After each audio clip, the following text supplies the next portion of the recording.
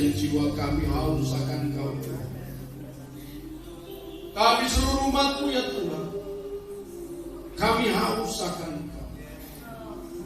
Kami rindu bersekutu lebih dalam lagi dengan Engkau. Maka umat-Mu yang hari ini tidak dapat beribadah, mereka rindu untuk bersekutu dengan Engkau. Rindu menikmati hadirat Tuhan, rindu menikmati firman, rindu untuk menerima lawatan kuasa Roh atas kami. Terima kasih Bapak Saudara, kami percaya kuasa-Mu tidak terbatas, Engkau Tuhan tidak terbatas. Kami tahu hadir di sini dan Kau hadir juga di manapun umat-Mu yang hari ini berhidup untuk beribadah kepada Tuhan. Bapak terima kasih, terima kasih. Bagi ibadah yang istimewa Tuhan, kami rindu lawatan Tuhan secara khusus. Kami siapkan hati untuk sambut firman. Terutama hari Tuhan, kami siapkan hati, siapkan hidup kami untuk menerima lawatan kuasa Roh. Urapi hamba-Mu yang akan memberitakan firman. Urapi kami semuanya, sehingga tidak ada satupun hari ini yang tidak menerima lawatan daripada Tuhan. Bila kami semuanya diberkati oleh Tuhan. Makasih Bapa surga, kami sambut firman Tuhan dengan sukacita dalam nama-Mu yang maha kuasa. Nama Yesus Kristus Tuhan dan Juru Selamat kami. Haleluya. Yang rindu diberkati bersama-sama kita katakan haleluya. Amin. Silakan kembali. Shalom Ibu Bapak. Ya. Salam saudara yang dimanapun berada. Ya, Tuhan Yesus memberkati. Selamat merayakan hari Pentakosta. Kiranya pada hari ini kita semuanya akan menerima lawatan kuasa daripada Roh Kudus. Haleluya. Bersyukur pada ibadah minggu ini sudah ada kelonggaran di beberapa daerah, beberapa tempat sudah dapat melaksanakan ibadah bersama sekalipun dalam suasana yang masih terbatas. Tapi puji nama Tuhan ya. Tuhan Yesus luar biasa. Dan saya juga bersyukur sekali saudara, selama masa pandemi COVID ini seluruh jemaat Tuhan terpelihara dengan baik. Ya, dari kuasa darah Yesus menutup kudus umat Tuhan, perlindungan kuasa Tuhan nyata atas umat Tuhan, sehingga tidak satu pun yang sakit, saudara ya. Jadi Tuhan semuanya sehat, haleluya. Saudara di sini dan yang di rumah sehat semuanya ya. Ya, saudara di luar negeri sekarang yang ikut ya live sekarang juga ya, sehat semuanya ya. Tuhan Yesus memberkati, haleluya. Bahkan secara ekonomi juga diberkati, amin. Ya, semuanya dipelihara Tuhan, haleluya. Tuhan kita itu ajaib, haleluya. So kasih Tuhan. Baik, hari ini adalah hari perayaan Pentakosta, saudara. Seluruh dunia mengingat, memperingati satu hari yang sangat luar biasa, yang hanya ada di dalam Kristus Yesus Tuhan kita. Amin, saudara kasih Tuhan, ya. Amin, saudara. Iya. Hari ini hanya ada di dalam Kristus Yesus Tuhan kita. Nah, untuk itu, baik, kita akan membuka kisah tentang Pentakosta yang sangat fenomenal, sangat luar biasa ini, yang tertulis di dalam kitab Kisah Para Rasul pasal yang kedua, ayat 1 sampai ayat yang keempat. Saya akan bacakan untuk Bapak dan Saudara semuanya. Kisah Rasul pasal yang kedua, ayat 1 sampai 4. Demikian. Pentakosta, ketika tiba hari Pentakosta, semua orang percaya berkumpul di satu tempat. Tiba-tiba turunlah dari langit suatu bunyi seperti tiupan angin keras yang memenuhi seluruh rumah di mana mereka duduk. Dan tampaklah kepada mereka lidah-lidah seperti nyala api yang bertebaran dan hingga pada mereka masing-masing. Ayat 4 kita akan baca bersama-sama, 2, 3. Maka penuhlah mereka dengan Roh Kudus, lalu mereka mulai berkata-kata dalam bahasa-bahasa lain, seperti yang diberikan oleh Roh itu kepada mereka untuk mengatakannya. Haleluya, tepuk tangan saudara kasih Tuhan ya. Nah, Pentakosta adalah satu hari yang sangat istimewa. Karena apa, saudara kasih Tuhan? Ini membuktikan bahwa yang pertama, saudara, Yesus yang sudah naik ke surga 10 hari sebelum Pentakosta, itu benar-benar adalah Tuhan. Dia berkuasa untuk melakukan apapun yang dia ucapkan, saudara kasih Tuhan. Nah, jadi kita semuanya sudah tahu apa janji Tuhan sebelum Tuhan naik ke surga. Dalam kitab Lukas pasal yang ke-24 ya, ayat 49. Perlu kita baca ulang, saudara kasih Tuhan. Lukas pasal 24 ayat 49. Demikian kata firman Tuhan, kata Tuhan, dan aku akan mengirim kepadamu apa yang dijanjikan Bapakku, tetapi kamu harus tinggal di dalam kota ini sampai kamu diperlengkapi dengan kekuasaan dari tempat tinggi. Makanya pada Kisah Rasul pasal 1, kembali pada Kisah Rasul pasal 1 juga, suka Tuhan ya.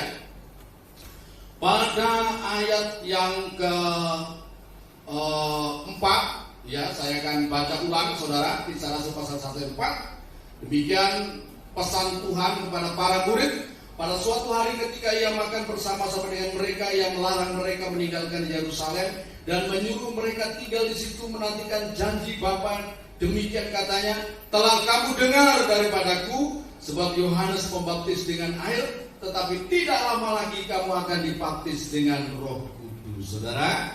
Nah, pencurahan Roh Kudus ini dilakukan oleh Tuhan 50 hari setelah Kristus bangkit dari kematian, atau 10 hari setelah Tuhan Yesus naik ke surga. Tepat pada hari perayaan umat Yahudi ya. Umat Yahudi merayakan satu hari raya yang bernama Shavuot ya, Shavuot. Nah, kita kenal dengan pada akhirnya kita kenal dengan hari raya Pentakosta, yaitu hari ke-50, saudara ya. Shavuot ini salah satu dari beberapa perayaan-perayaan yang ada dilakukan oleh umat Yahudi, saudara. Ada di antaranya itu ada Rosh Hashanah, yaitu perayaan tahun baru. Kalau di Bali ini mungkin perayaan tahun baru Cakil, saudara, nyepi atau penyepian. Kalau di Israel ada perayaan ya Rosh Hashanah, ada perayaan Purim, ada perayaan Paskah dan sebagainya, saudara. Dan salah satunya adalah perayaan Shavuot ini, yaitu perayaan pesta panen sebenarnya, saudara. Shavuot itu perayaan menyambut panen raya setelah 50 hari setelah Paskah, saudara. Dan mereka bersuka cita, mengucap syukur, membawa gandum, membawa hasil buah-buahan ya ke rumah Tuhan, dan mereka makan bersama, menikmati, bersuka cita, yang menikmati berkat Tuhan bersama-sama, sukacita Tuhan. Dan ini menggambarkan tentang sukacita yang akan diberikan oleh Tuhan dalam peristiwa pencurahan Roh Kudus ini, ya. Dan itu digenapi Tuhan secara luar biasa, ya. Jadi 10 hari setelah Yesus naik, sepanjang 10 hari itu murid-murid yang asal mereka memang kebanyakan dari Galilea, saudara. Mereka dipesan oleh Tuhan, jangan pergi dulu, jangan pulang ke Galilea, tetapi tinggallah dulu di Yerusalem sampai engkau dipenuhi dengan kuasa yang maha tinggi, saudara. Dan selama 10 hari itu mereka berhimpun bersama-sama, kurang lebih ada 120 orang, bersama dengan ada 11 murid yang dipilih khusus oleh Tuhan, plus 1 murid yang dipilih melalui undian. Diundi sama murid-murid karena Yudas Iskariot sudah mengkhianati Tuhan dan sudah bunuh diri, saudara. Ya, dan akhirnya dipilihlah satu lagi supaya tetap genap 12, yaitu Matias, dipilih melalui undi, saudara. Ya, saudara Tuhan, mereka menunggu di sebuah gedung loteng Yerusalem selama 10 hari. Mereka berdoa, bersekutu bersama-sama 10 hari dan muji nama Tuhan. Beberapa gereja memang melaksanakan ini. Saya pikir ini satu kebiasaan yang sangat baik, saudara.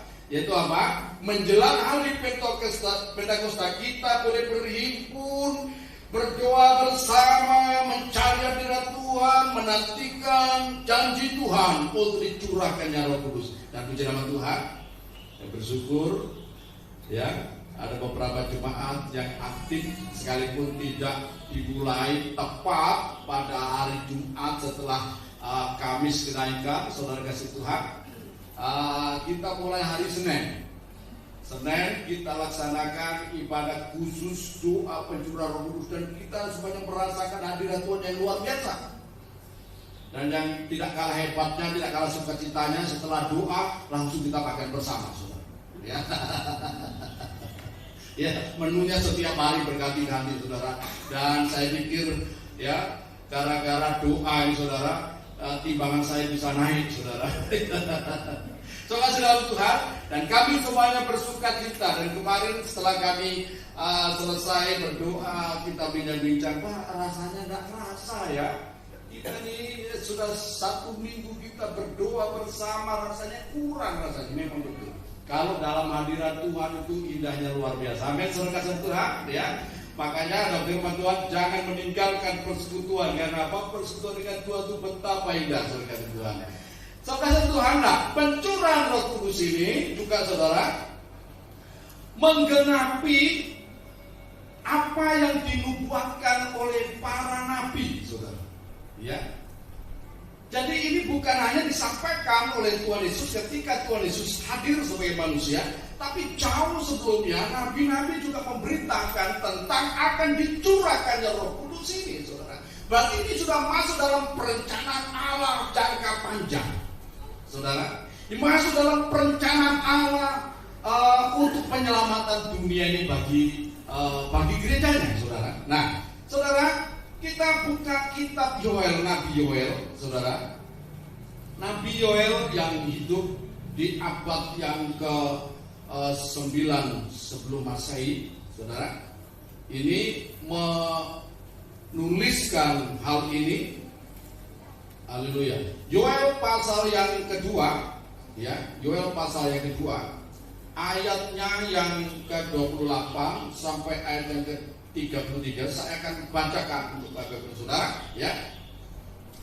Kemudian pada hari itu akan terjadi bahwa aku akan mencurahkan rohku ke atas semua manusia. Maka anak-anakmu laki-laki dan perempuan akan bernubuat, orang-orangmu yang tua akan mendapat mimpi, teruna-terunamu akan mendapat penglihatan-penglihatan, juga ke atas hamba-hambamu laki-laki dan perempuan akan kucurahkan rohku pada hari-hari itu. Aku akan mengadakan mujizat-mujizat di langit dan di bumi, darah dan api dan gumpalan-gumpalan asap. Saudara, perhatikan baik-baik. Nabi Yoel kurang lebih tahun 835 sampai 830 menuliskan nubuat ini, ya, tentang apa yang akan dilakukan oleh Allah di akhir zaman. Saudara, yaitu Tuhan akan mencurahkan rohnya dengan tak terbatas, dicurahkan rohnya luar biasa.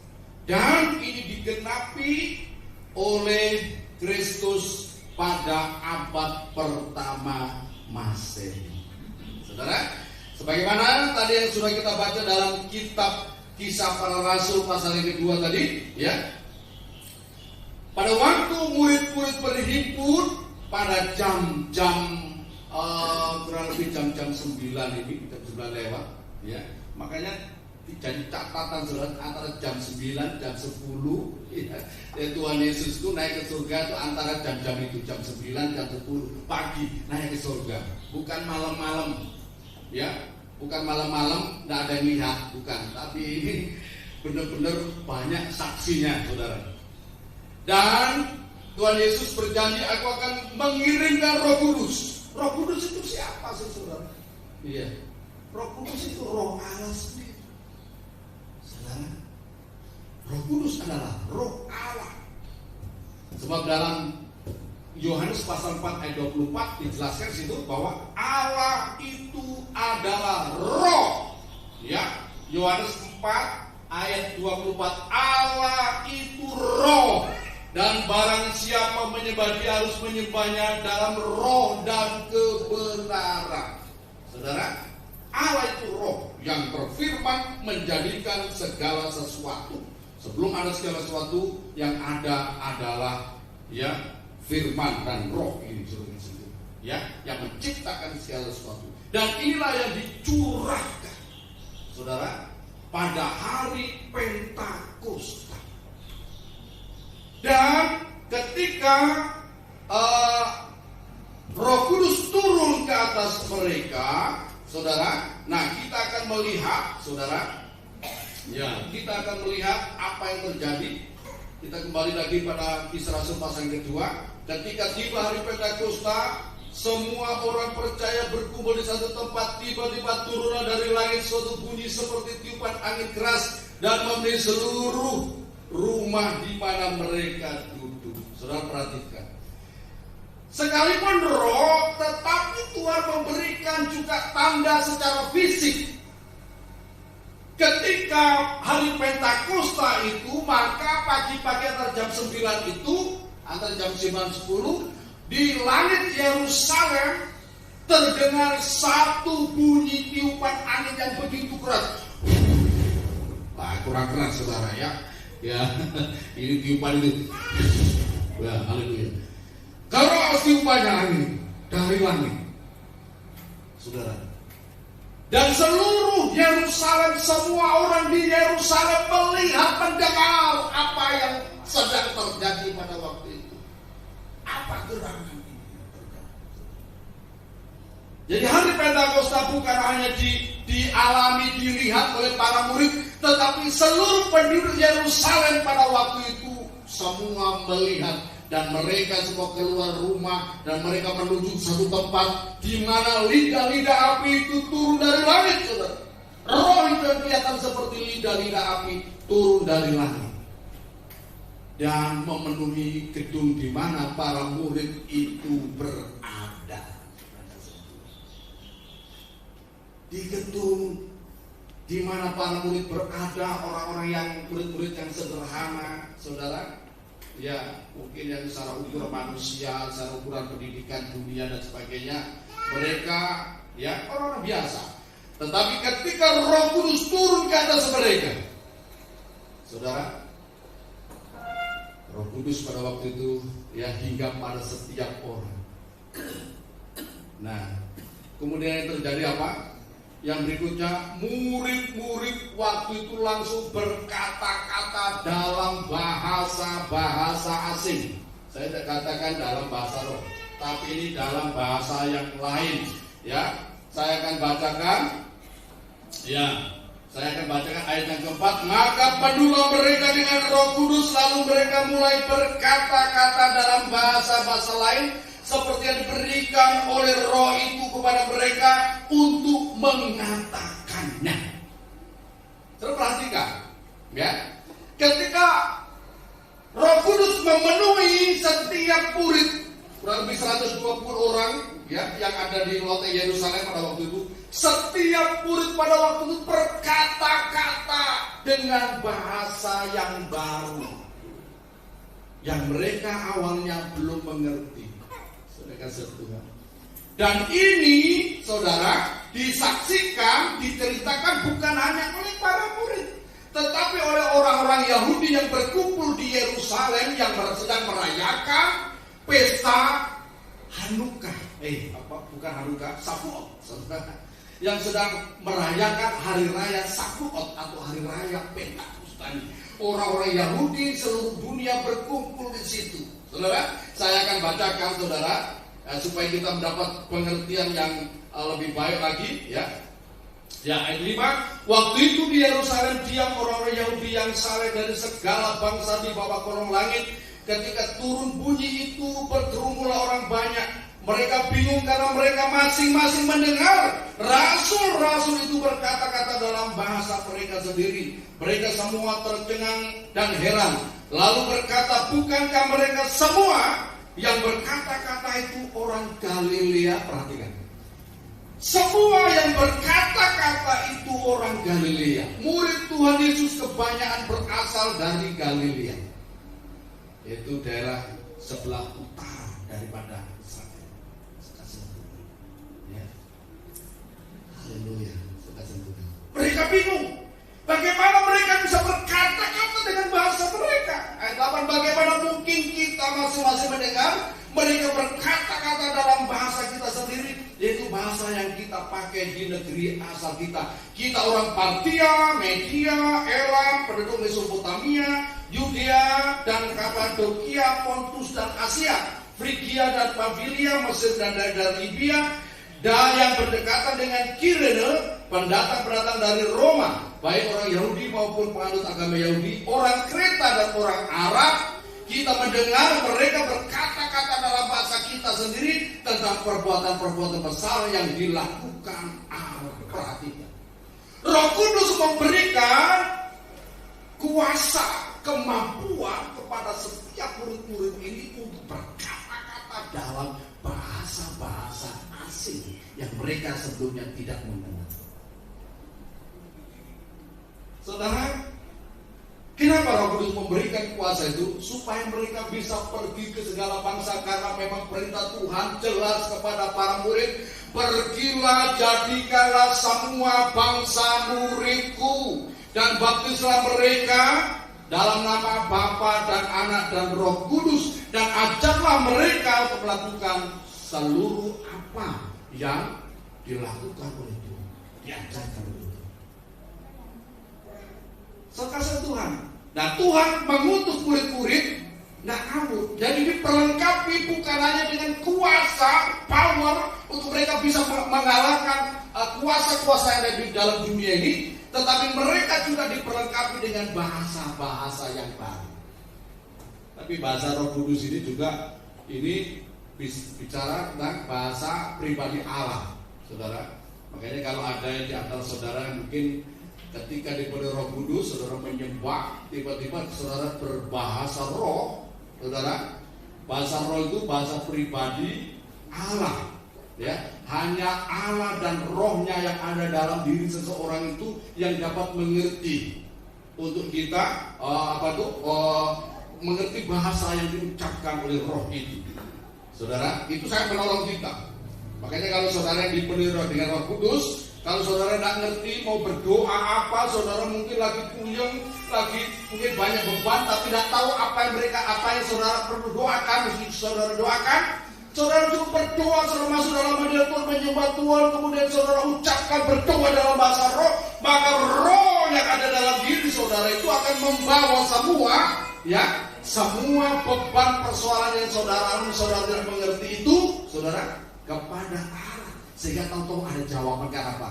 Roh itu yang akan mengungkapkan semuanya. Ya, sekasihan Tuhan.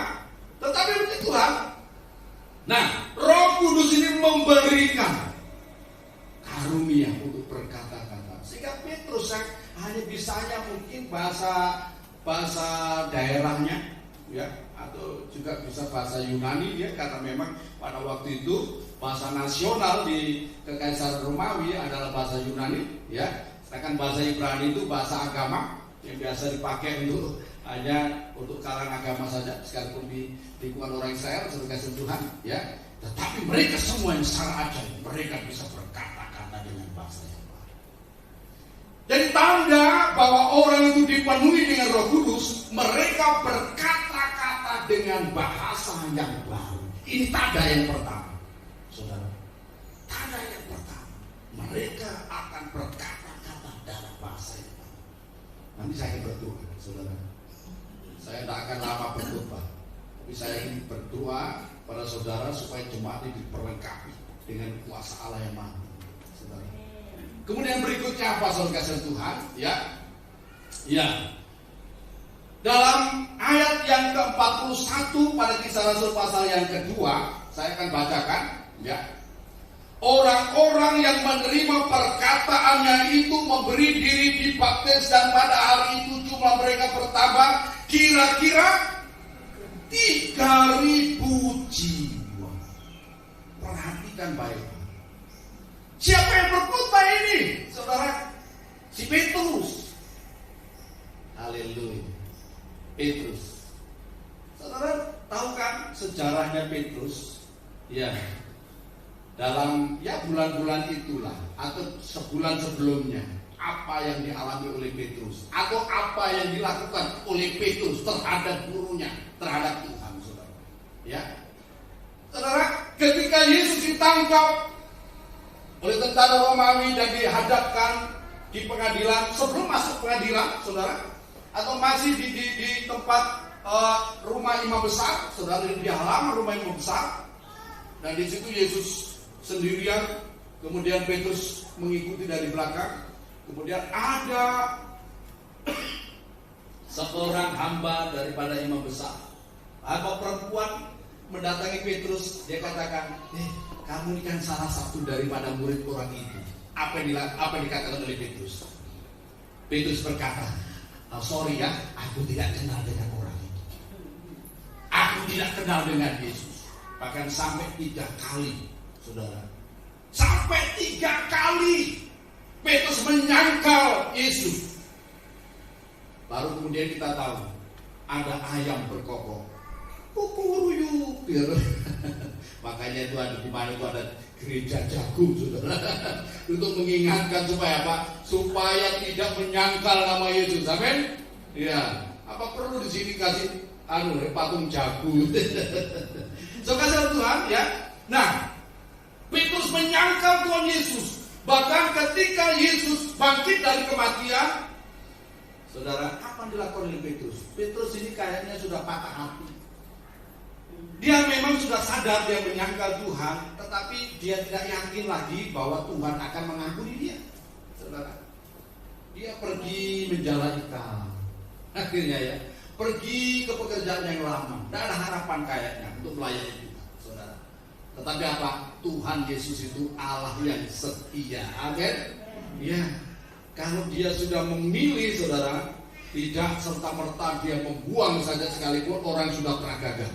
Saudara, Tuhan Yesus itu punya perencanaan yang matang, luar biasa. Tuhan mencari kembali Petrus. Bahkan ketika Petrus menjala ikan satu malam dan tidak mendapatkan ikan, saudara, kemudian Tuhan Yesus membakar ikan di pinggir danau, dan Petrus mulai datang, saudara. Kemudian Tuhan Yesus bertanya, hai Simon, anak Yunus atau anak Yohanes, apakah mengasihi aku? Saudara, dipulihkan lagi. Petrus dipulihkan. Dahulu Petrus ini orang yang fluktuatif ya. Kadang-kadang semangatnya tinggi, tapi kadang-kadang melempem kayak kerupuk kesiram air. Saudara. Ini model-model Petrus. Tetapi ketika Roh Kudus turun ke atas dirinya, maka dia berubah 180 derajat. Menjadi seorang yang percaya diri, menjadi seorang yang yakin ya akan keselamatan, akan kebenaran, akan panggilan Tuhan dalam dirinya. Sehingga pada waktu dia berkhotbah di hadapan ribuan orang yang menonton, yang ada di sekitar gedung di mana murid-murid itu bersekutu, ada ribuan orang menyaksikan itu. Jadi peristiwa ini sekali lagi disaksikan oleh ribuan pasang mata, saudara. Pada waktu itu Petrus berkhotbah, ya, menjelaskan apa yang sedang terjadi, memberitakan, meyakinkan bahwa Yesus adalah juru selamat dunia, meyakinkan bahwa pengorbanan Yesus adalah untuk menebus dosa setiap orang, meyakinkan Yesus bahwa dialah Mesias yang menjadi pengharapan dunia. Saudara, ada keselamatan yang pasti di dalam nama Yesus. Maka 3.000 orang bertobat. Saudara, Roh Kudus ini memberikan kuasa kepada saya. Puji nama Tuhan. Saya terima kasih Onel sudah menyanyikan lagu Bapak ya. Saya khawatir dia ini ya lupa. Tapi puji nama Tuhan, hari ini dia berhasil menyanyikan lagu saya. Tepuk tangan saudara. Haleluya. Kamulah terang dunia, Bagi nama Yesus, bab Dia telah mengubahmu, kau ciptaan baru. Saudara kasih dalam Tuhan, ya. Nah, hari ini kita juga perlu menerima kuasa yang baru, menerima Roh Kudus. Saudara, untuk apa, saudara? Untuk kita ini mengalami satu perubahan dalam diri kita. Haleluya. So, kasih Tuhan, ya. Siapa yang hari ini rindu untuk menerima kuasa Roh Kudus? Ya. Haleluya. Nah, di akhir zaman ini, saudara, di akhir zaman ini, firman Tuhan akan digenapi, ya. Dalam Wahyu, dalam kitab Wahyu itu akan digenapi begini, ya. Wahyu pasal yang ke-22. Nah, ini saya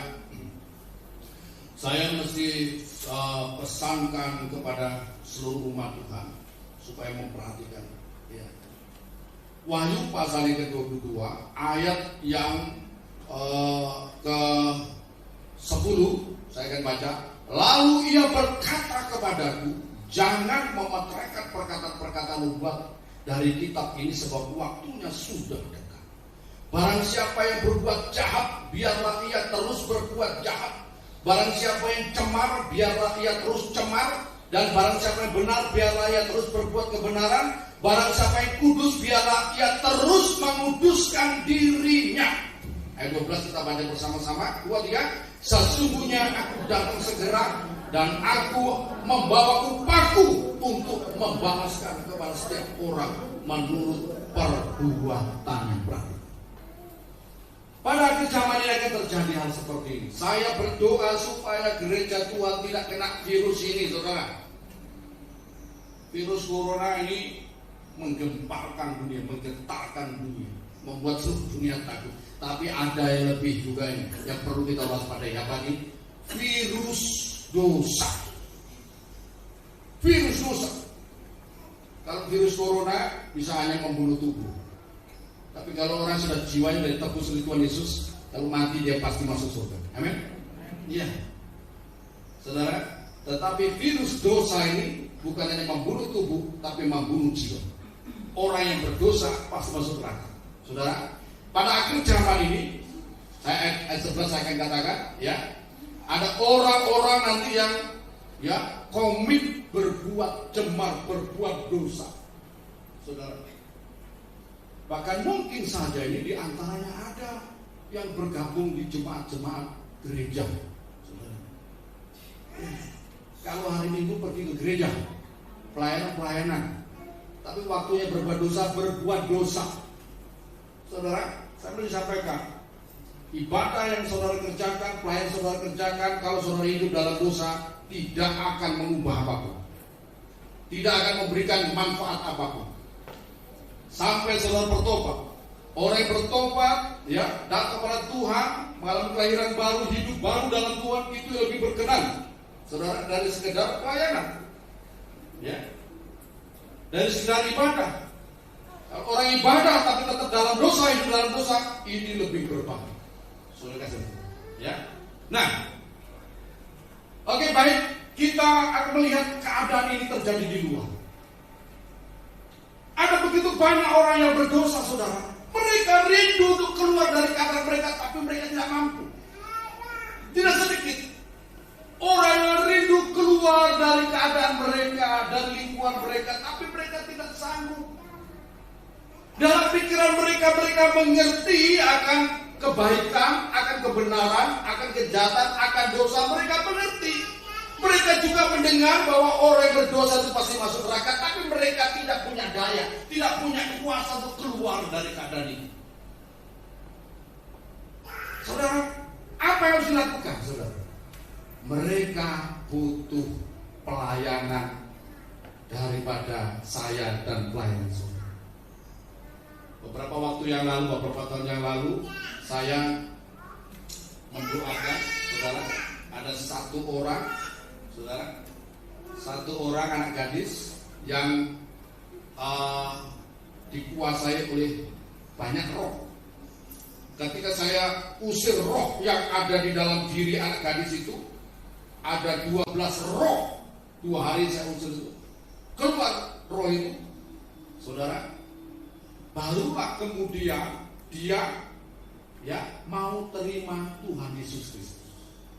Kenapa orang tidak bisa percaya kepada Tuhan Yesus? Kenapa orang masih terikat dengan dosanya, saudara? Ya, sedang hidup dalam dosa karena apa? Ada kuasa yang membelenggu hidup mereka. Nah, mereka membutuhkan kehadiran gereja Tuhan, bukan sekedar gereja Tuhan, bukan sekedar orang Kristen biasa, tapi orang Kristen yang punya hati yang pertama untuk mereka. Yang kedua, orang Kristen yang dipenuhi dengan kuasa Roh Kudus. Haleluya. Sebab ketika kita dipenuhi dengan kuasa Roh Kudus, maka perkataan kita ini akan ada kuasa, ada power. Karena apa? Roh itu, roh yang ada dalam diri kita itu akan menyadarkan setiap orang berdosa. Saudara, beberapa tahun yang lalu juga ada satu keluarga yang datang beribadah itu, ada ibunya sama 2 orang anaknya, jadi 3 orang. Bapaknya tidak pernah datang beribadah. Saya tanya, Bu, mana bapak? Ada di rumah. Ya, saya tidak sebutkan namanya, saudara. Ya. Kemudian suatu waktu saya berkunjung ke rumah daripada keluarga ini, saudara. Saya dengan istri berkunjung ke sana, ke tokonya, karena saya dengar bahwa bapak ini sudah lebih daripada 10 orang pendeta yang menginjili dia dan semuanya ditolak, tidak didengarkan, saudara. Kemudian kami datang ke sana, cuma duduk-duduk aja ngobrol-ngobrol, saudara. Saya juga tidak ngajak bapak ini pergi ke gereja, Nah, saya waktu ngobrol-ngobrol, bapak ini ikut dengar, tumben katanya. Biasanya kalau orang pendeta dia pergi. Nah, waktu kami datang, dia ikut juga mendengarkan, ngobrol-ngobrol saja, saya dari ibunya dan anak-anak. Kemudian setelah kami pamitan pulang, saya yang ngomong gini, Pak, saya tunggu ya besok minggu di gereja. Datang ke gereja, saudara. Dia datang ke gereja, dia duduk di sebelahnya Ibu Debbie. Saya masih ingat, saudara, dia duduk di situ. Dan ketika saya sampaikan firman Tuhan, saya melihat bapak ini tiba-tiba bergeser dari tempat duduk dan menghindari sesuatu. Saya diam aja, saudara. Begitu saya lihat ke sana, kemudian saya arahkan ke sana. Saya tidak enak lihat dia. Dia gelisah soalnya. Kemudian sampai dia pulang, salam-salam, saudara. Saya juga tidak tanya. Bapak tadi rasa apa? Lihat apa? Saya juga tidak tanya, tidak enak. Salaman aja pulang. Kemudian hari Kamis kami pergi ke rumahnya, ke tokonya, saudara. Saya juga tidak berani tanya. Saya berharap dia yang bercerita. Akhirnya benar, kami duduk-duduk, kemudian dia langsung dekat ke saya. Pak Pendeta, boleh saya tanya? Oh boleh, saya senang sekali, saudara. Boleh saya tanya? Boleh. Akhirnya dia bilang gini, Pak Pendeta, waktu saya datang ke gereja dan saya waktu dengar Bapak berceramah, saya lihat Bapak berceramah, saya melihat ada angin, Pak, di depannya Bapak itu, di mejanya Bapak katanya, maksudnya di mimbar, saudara.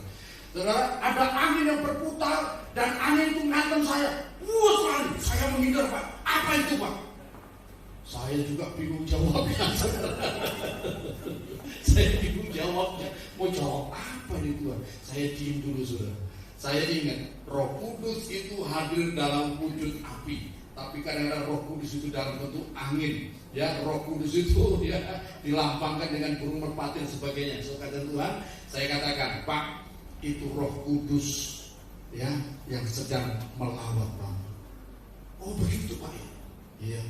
Akhirnya apa, saudara kasih Tuhan? Saya jelaskan apa itu Roh Kudus. Puji Tuhan. Saya jelaskan bahwa Roh Kudus itu adalah Roh asli.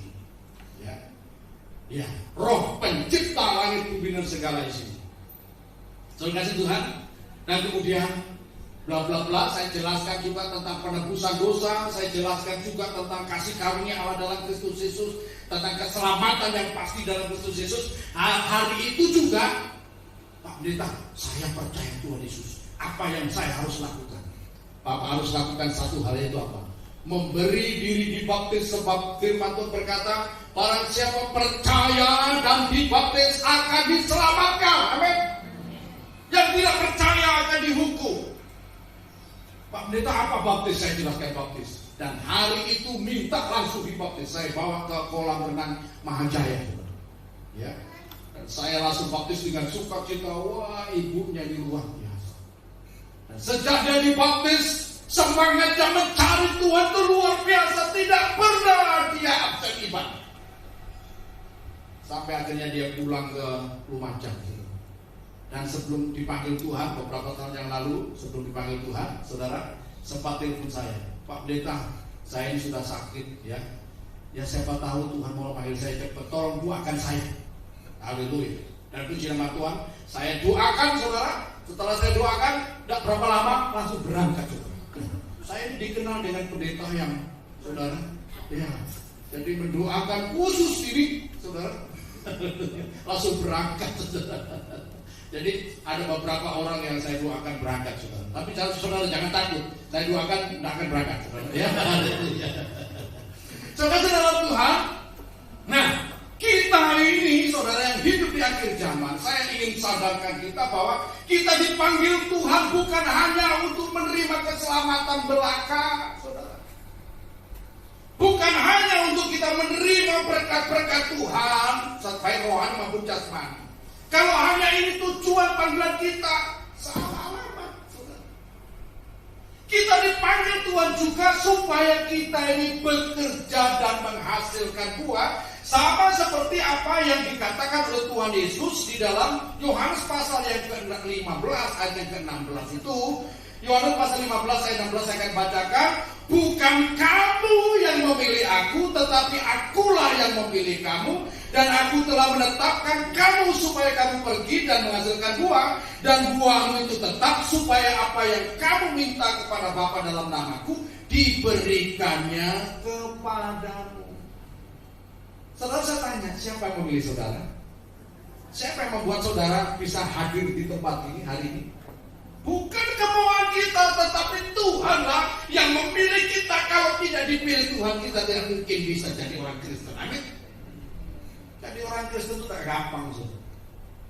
Saudara jangan pikir, oh dapat supermi dikasih supermi jadi orang Kristen. Tidak mungkin. Jangankan supermi, ya.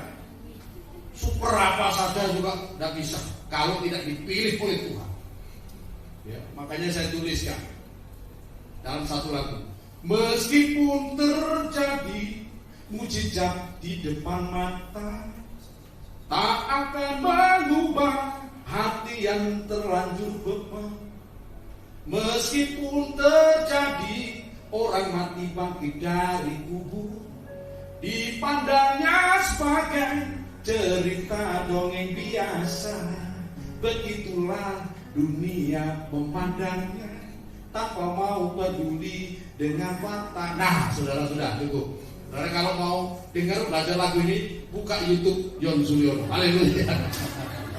Saudara Tuhan, ya. Nah, tidak gampang jadi orang Kristen. Kalau tidak dipilih oleh Tuhan, kita juga tidak bisa. Makanya kita yang hari ini hadir, bersyukurlah karena apa? Kita ini termasuk orang-orang yang dipilih. Makanya saya ingat, biarpun dunia mengatakan kopar kafir, peduli amat. Amin. Amat aja peduli. Haleluya, saudara Tuhan. Makanya saya buatkan satu lagu, kamulah umat pilihan Allah, imamat yang rajani, bangsa yang kudus. Kamulah umat pilihan Allah, imamat yang rajani, milik Allah sendiri.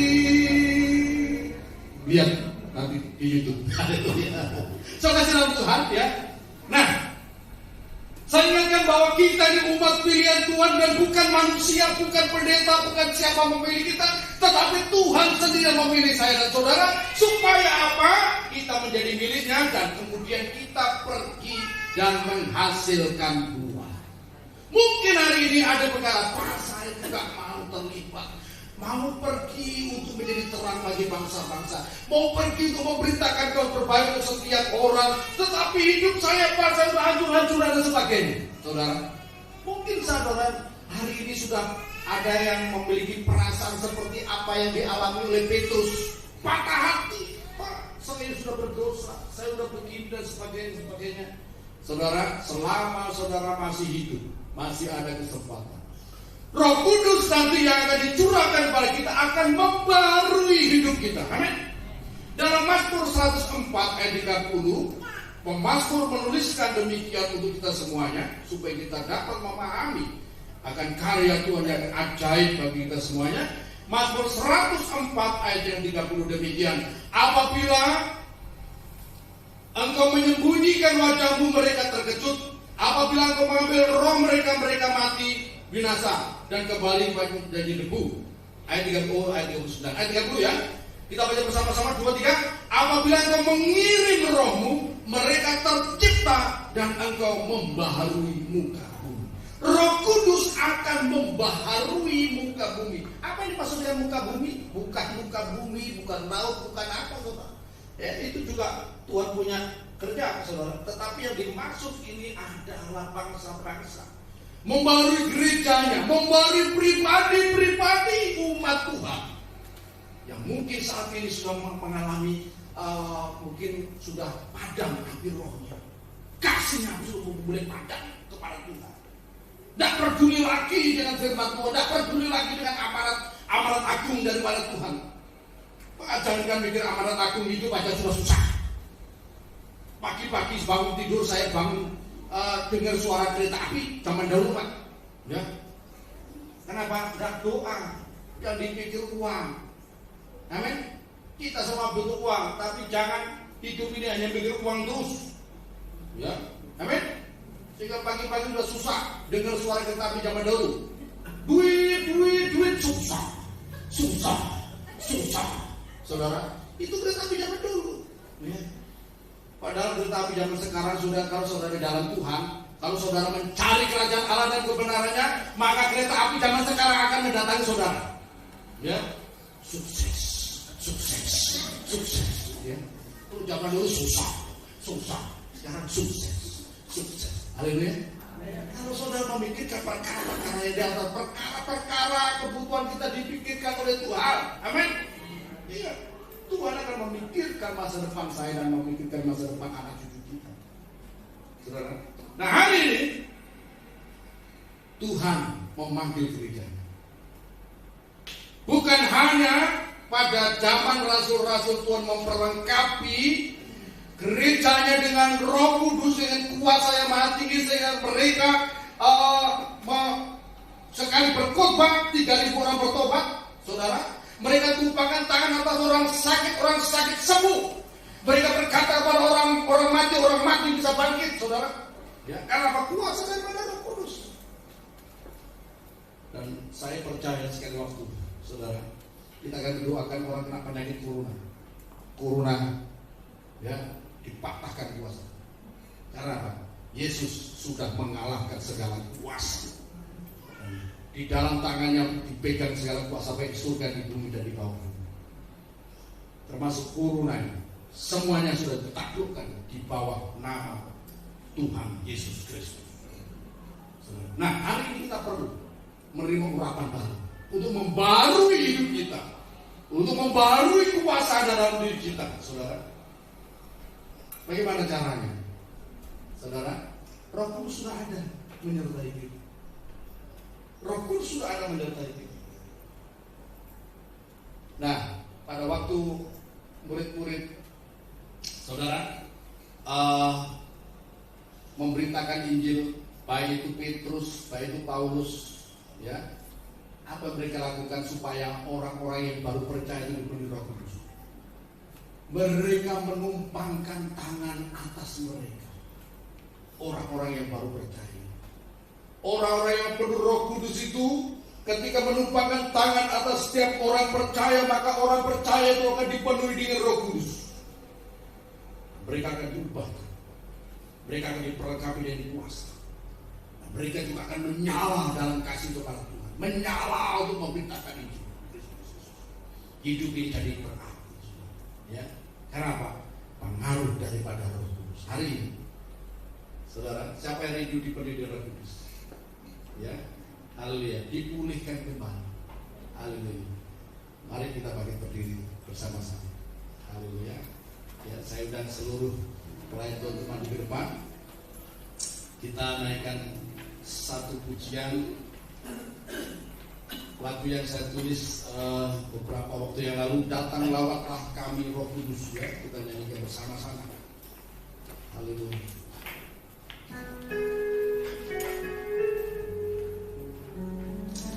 Datang lawatlah kami ya Roh Kudus.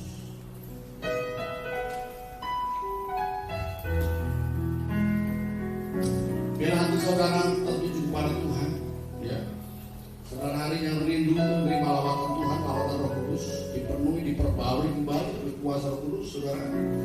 Buka hati, jangan lihat diri kamu, buka hati. Saudara di rumah, semuanya, Roh Kudus tidak terbatas, Tuhan tidak terbatas. Dia akan dapat melakukan pekerjaan dimanapun berada, tidak dibatasi oleh ruang dan waktu. Haleluya. Kita naikkan pujian ini, datang lawatlah kami Roh Kudus.